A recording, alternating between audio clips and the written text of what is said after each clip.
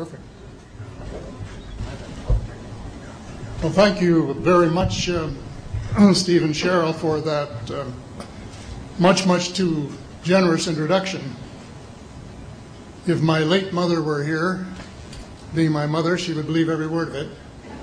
If my late father were here, being a realist, he would probably wonder who you were talking about. But introductions of that sort remind me of the small boy who fell headfirst into a barrel of molasses. And when they pulled him out, he licked some of the molasses from his face and said, "Lord, make my tongue adequate to this occasion." Well, actually, this is not my night for humor, and I'm not a match for either Stephen or George. So I'm not even going to try to be funny.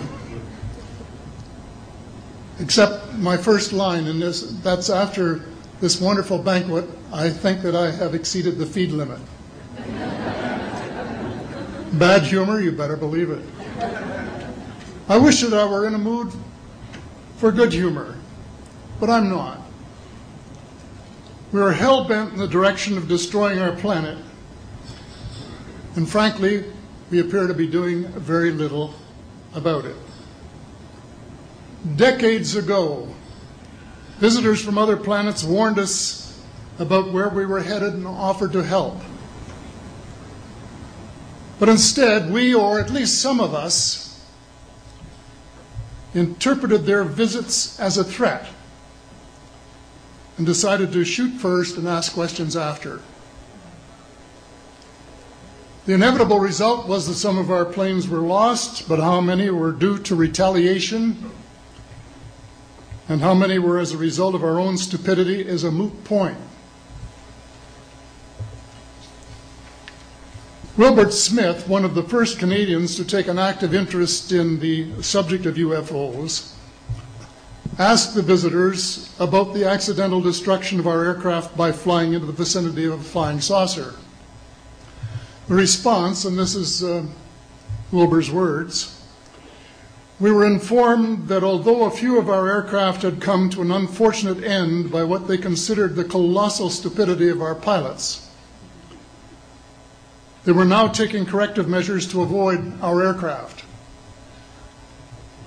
I asked them," and this is still Smith, I asked them what happened, and they said, "Well, the fields around the saucers in order to hold them up, in order to produce the gravity differential, the time field differentials which were necessary to operate the ship. These sometimes produced field combinations which reduced the strength of materials to the point where they were no longer strong enough to carry the loads that the materials were expected to carry."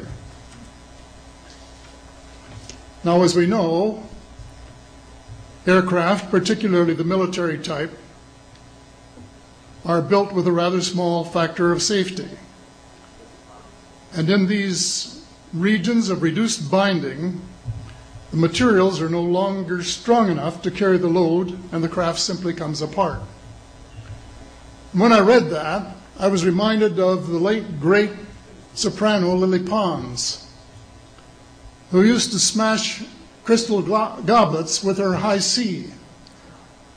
She would direct the sound at them, and something in the sound waves would change the structure of the glass, and it would fly apart.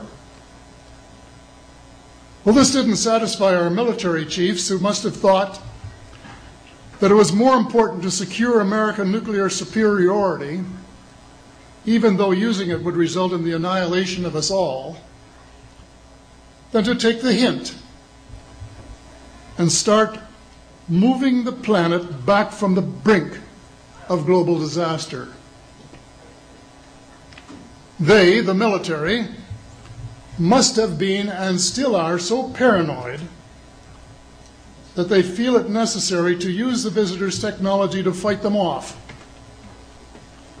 rather than welcome them as partners in development, though they may have seconded a few renegades to assist them in what can best be viewed as diabolical developments.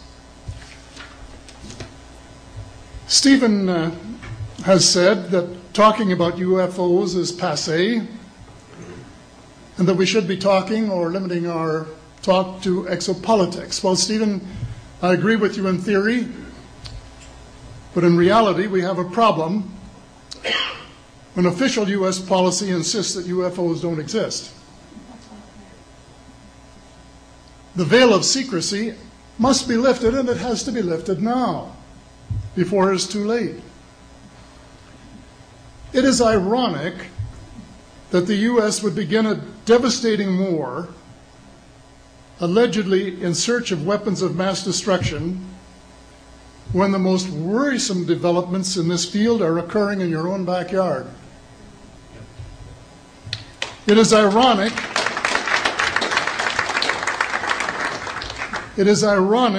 that the U.S. should be fighting monstrously expensive wars in Iraq and Afghanistan, allegedly to bring democracy to those two countries, when it itself can no longer legitimately claim to be called a democracy, when trillions, and I mean thousands of billions of dollars, have been spent on projects about which both the Congress and the Commander-in-Chief have been kept deliberately in the dark.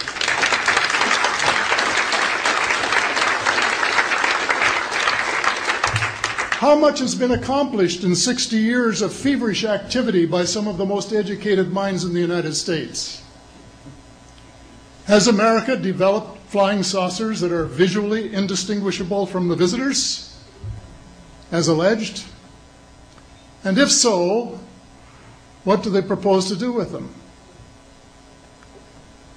Even more critical, what progress has been made in the development of clean energy sources that could conceivably replace fossil fuels and save the planet from becoming a veritable wasteland? Well, who has the answers?